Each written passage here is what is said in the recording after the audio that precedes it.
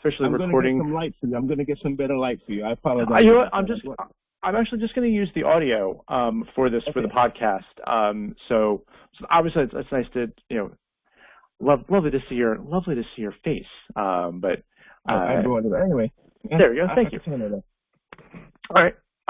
Okay. So I'm just going to do a quick countdown, and then we'll start it off here. Does it record visuals as well? No, just the audio. I'll just use the audio. No, but I mean, does it actually record the two of us together? Yeah, it does. All right, so then, just if you don't use it, just send it to me so I can take a look at it, what I look like. Sure. Yeah, my pleasure. My pleasure. Thank All you. right. Thank you. 5, 4, 3. Tonight's guest has been a mainstay in the ska scene for over 30 years, including fronting the Toasters in the early 90s, forming and maintaining Pilfers, appearing in numerous guest vocal spots, and is now on the eve of releasing his first solo album. Mr. Coolie Ranx, welcome to 100% Ska. Well, thank you so much, Anna. It's good to be on the show. Thank you so much. It's appreciative. You're welcome. You're welcome. That's a big intro. I like that. I mean, a big intro for. I mean, you're a legend, man. I got to give you that. You are Coolie Ranx. I can't. I don't know how else to say it. But like, when you see that name, when you say that name, there is weight and gravity to that. For me it is. I hope it is for others. But for me, it's your name carries so much weight, and it's a pleasure and a privilege actually to have you on the show tonight. Oh, thank you so much. Thank you so much, Brian. So, like I said, I really actually want to get just right into this solo album. You're about to release Days Gone By, and I really wanted to ask, because the Pilfers are still going very strong, what was the inspiration for you to release this music as a solo album rather than under the Pilfers banner? Well, I mean, the integrity of the band is really important to us all, even when we're not actually touring together, it's still that in my mind, the Pilfers and, all the members that founded the band with myself. And I'm grateful for the musicians that back me and we go on the road and we do our thing. I've done projects, like starting projects, but not finishing it because I still had that loyalty to the Pilfers, to Pilfers. And, it kind of felt like, we were supposed to do something and we didn't do it. And it just kind of felt like I was just holding on to something that I should let go of. You know what I mean? It's kind of like a relationship that you don't want to break up. You still love her. You know what I mean? You still love her, but you guys are growing apart. You've been apart for a while, but you still love her, but you're hoping that it's going to come together again at some point, because you still love her, So my inspiration for that, that's my inspiration for doing this record here, because I was waiting for so long, and at some point you got to say to yourself, you know what? It's not moving on, it's not moving away, but maybe you should do something for yourself rather than just keep on holding this torch, So yeah, so I dropped I actually recorded quite a few projects during COVID, and I had the time to do it as well. So this is just one of a few. And you've got some pretty good, pretty great, I should say, talent behind your solo album, including but not limited to Phil Bartell, formerly of Radiation Kings, on drums. You've got Elias Chance, who was once a Pilfers guitarist. Yes. You've got Ali Kulata of Stop the Presses. Yes. How did the formation of this backing band come together? Well, to be honest, what I've been doing is just dragging Phil and Steve Capecci. If you look on a lot of the New York releases, you'll see Steve's name a lot. Does a lot of studio work for Crazy Forehead, Easy Star. He works with a lot of musicians.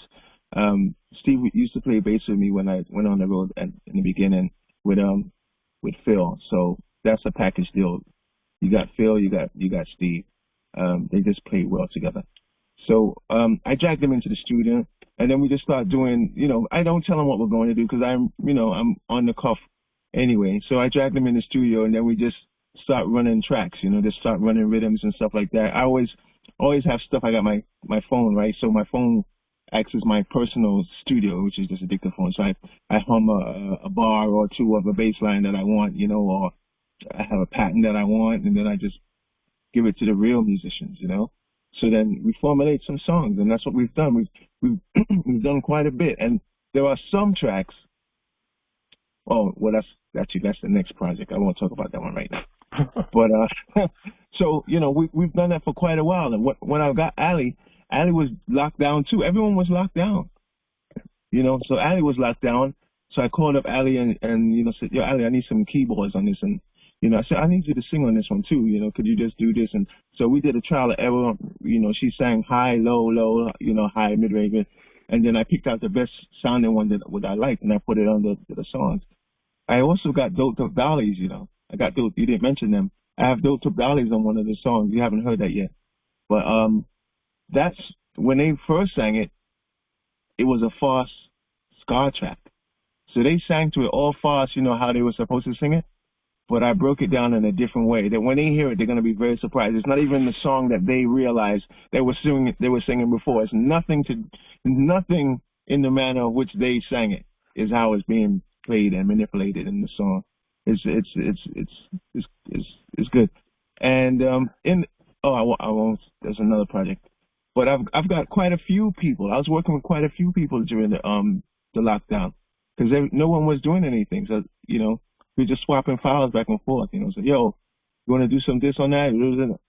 Look, I have on the next projects. They think that I got them in there. No, but I've got them in there since COVID. So when you hear the next project, you're going to hear another onslaught of people on the tracks. It's cool.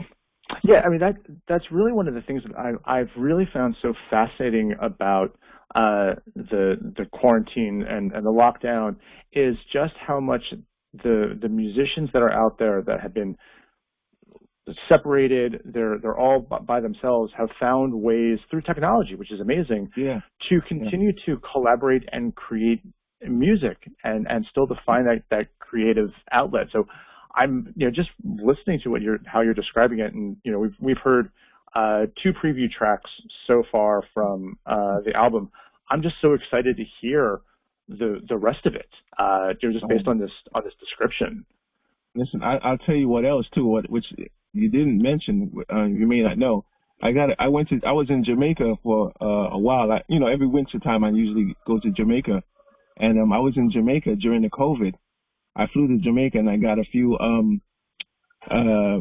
production work by my godfather. He's this great producer in Jamaica. His name is Computer Paul, and he did a lot of pre-production on that stuff. He did some overdubs, played keyboards and things like that. So it's really high-end musicianship playing on here. It's like, and then I got John Avila from Oingo Boingo to mix it, and then I got Ian Sefcik to master it. I reached out to anyone that would listen to me because they might like, oh, I'm busy, but nobody was on their high horse during COVID. It was the perfect time for artists to work with each other. The perfect time. And I was hearing it, but I didn't even realize I was doing it. So I was hearing people saying, oh, this is the time to work with other artists. And I was like, to me, it was just what I do all the time anyway. So it was like, oh, wow, yeah, I did it too. So this is a very kind of organic process for you, like to create this what you're defining as a solo album. Like you didn't set up to, it's time to make a solo album. You were just creating music, and you found yourselves like, I've got 12, 15 great tracks here that I've been collaborating with. I need to get this music out there. Exactly. I need to finish it. I'm just sitting on this music right here. What am I doing? So yeah, it was definitely organic. It wasn't planned. I mean, I think I planned to release an EP at one point, which I just never did. I just never did. So during the it was great. During the lockdown, we just went in this basement. It's like you have to step down. to get inside this basement, and we just knocked out tracks. It was fire. It was great. I'm telling you, I did quite a few projects. Now this project, Days Gone By, is right now it's scheduled to be released on Bandcamp, so a digital release on May 1st. Have you thought about not May 1st? It's okay, not going to be May 1st because it's probably going to be like June 1st, June 15th, something like that, because I'm dropping singles. Right. Okay, so you'll get more singles. You'll get more singles. All right, so we'll keep an eye on that. Eventually we'll have the full album. Yes, we'll have a full album. You will have a full album. And by the time that one's finished, I'm dropping another one for you to digest. Something totally different. Totally different. I'm excited. I'm really excited. Now, have you thought about or is there any plans even to do a physical release of this album? Yes, I would like to, because the money's not going to go in my pocket. The money's going to go back to produce more music, right? So I'll make CDs, and I'm definitely making CDs. And my next step would be to make some vinyl, limited edition. And with the CDs, it's going to be something weird that hasn't been done since the 90s. I'm going to do a DVD as well. So it'll be a CD, a limited edition just for the fans alone, a CD with tracks that are unreleased, more tracks, right? Mm-hmm. And then a DVD is a mini documentary. I'm working on it right now. So you'll have the DVD and you'll have the CD with some unreleased tracks on it. That's incredible. Now, in 2021, as we all got to start to crawl out from our homes, we had the Supernova Ska Festival, and fantastic. It was just fantastic. And you had a huge presence there. You were acting as the MC for the weekend. You also headlined with Pilfers the first night. I've got to ask, how was that experience of being back in front of a live audience after I think probably 18 months I was so tired. Just to get there, I was exhausted because I couldn't sleep. I was so excited to get there. I didn't sleep the whole night, right?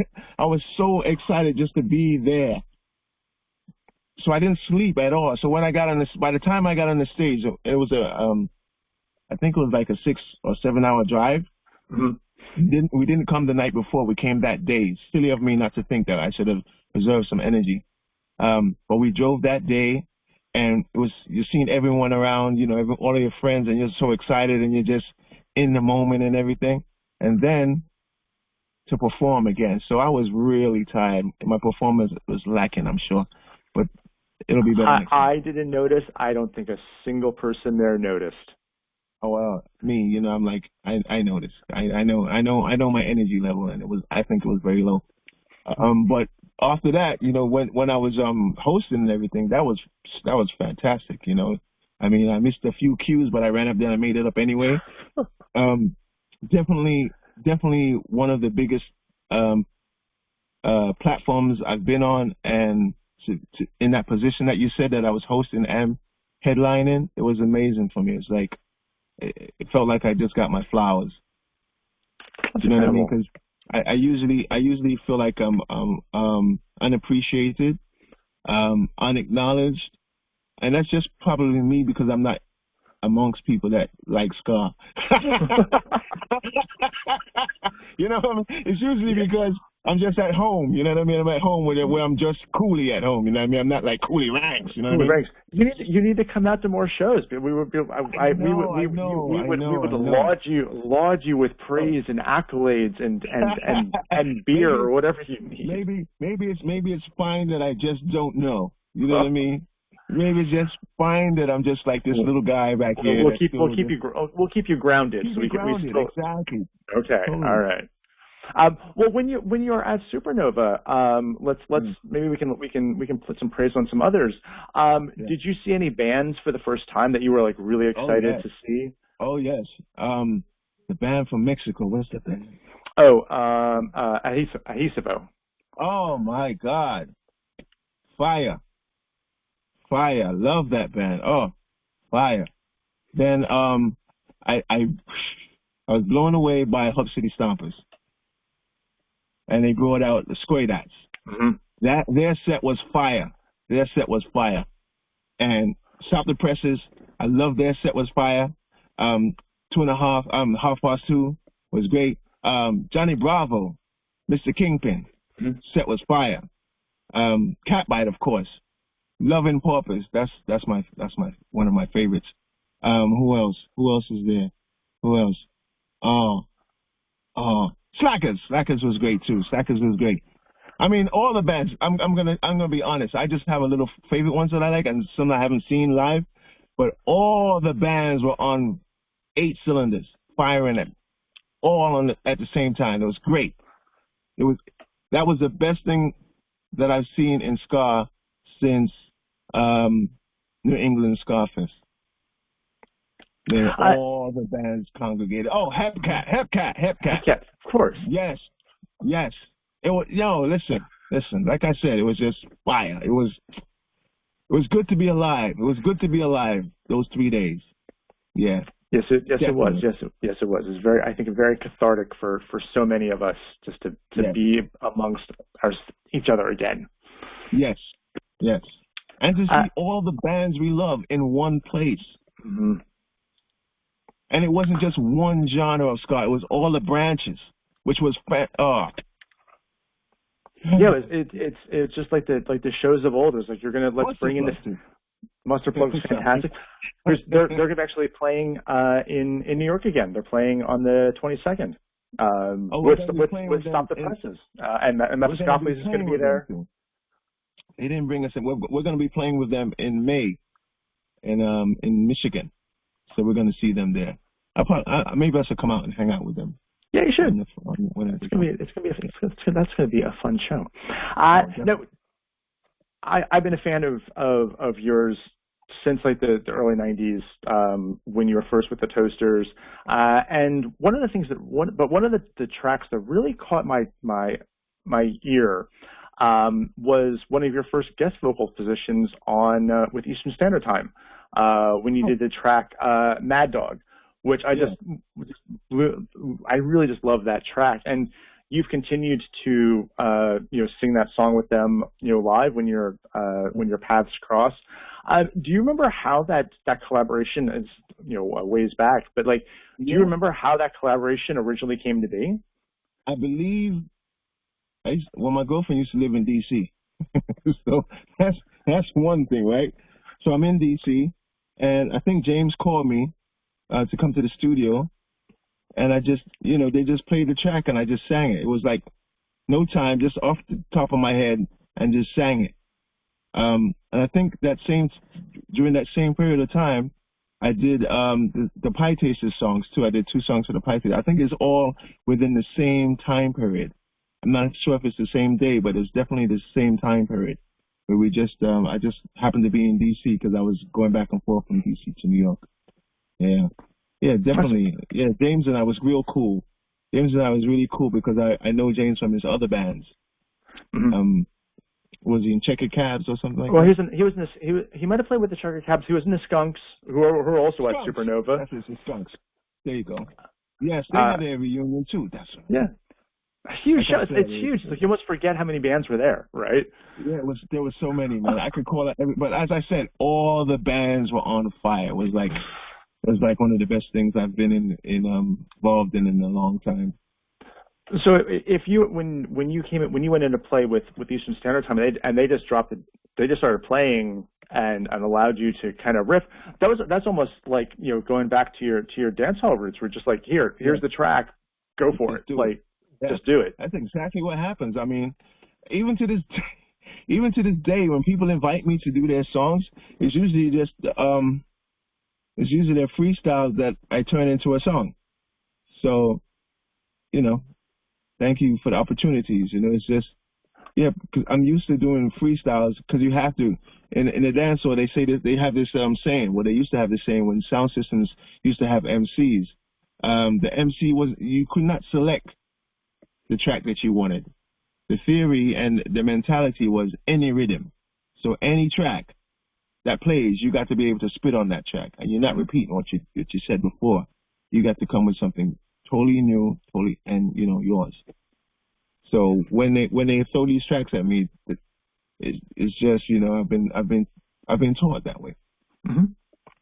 Well, talking about trying something new during the pandemic. I mean, obviously you've been doing so much of your recordings, but you've also started this brand new project called Car Sessions 2035, where you basically sit in your car, you're live streaming and playing music, you're live chatting, with everyone that's watching live.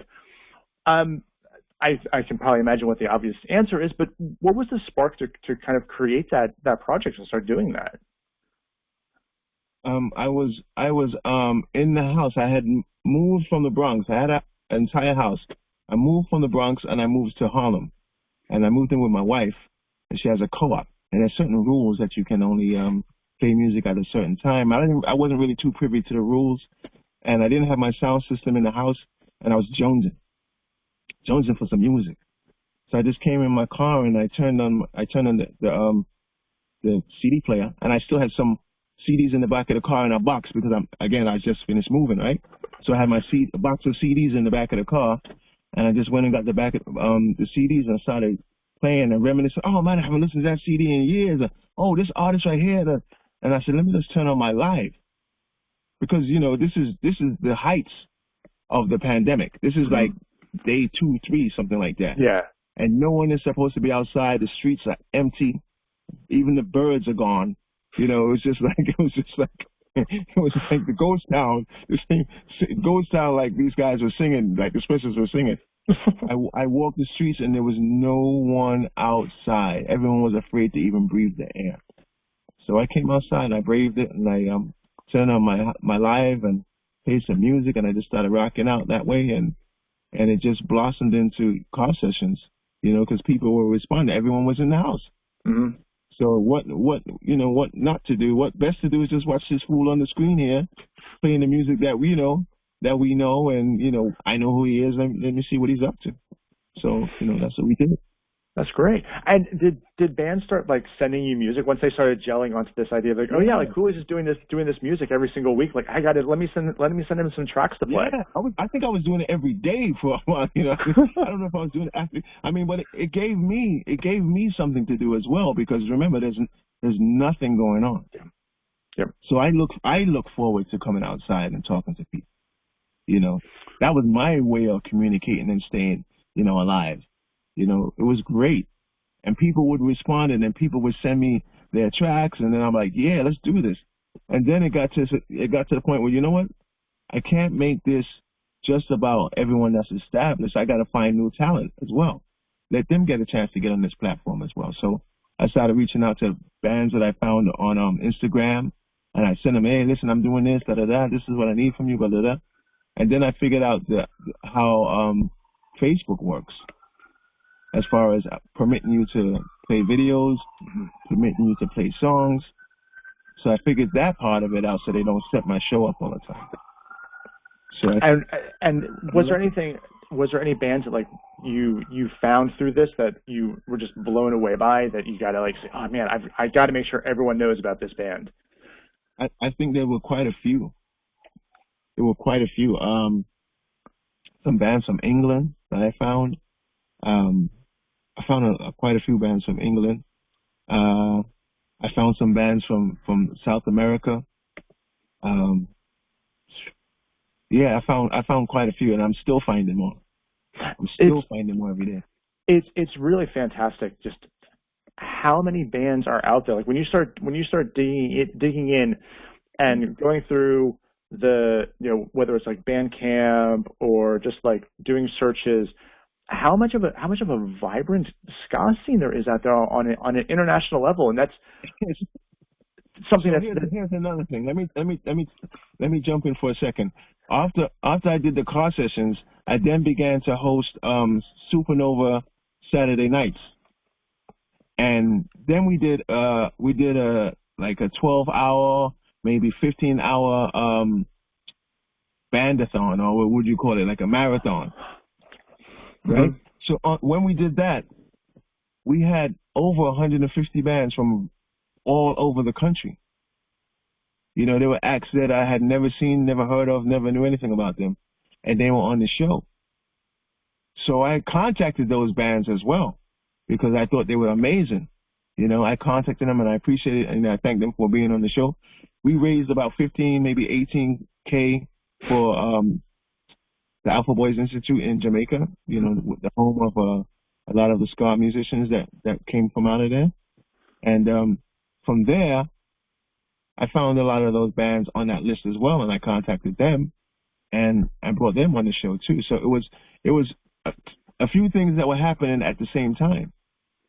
I was doing the car sessions, and then I got brought into the Supernova Saturday nights, and that for me was actually way above what I was doing because it was just more organized than what I was doing. You know, this is kind of the mic. You know, it was so organized, and it just, you know, pulled the scene together. Yeah.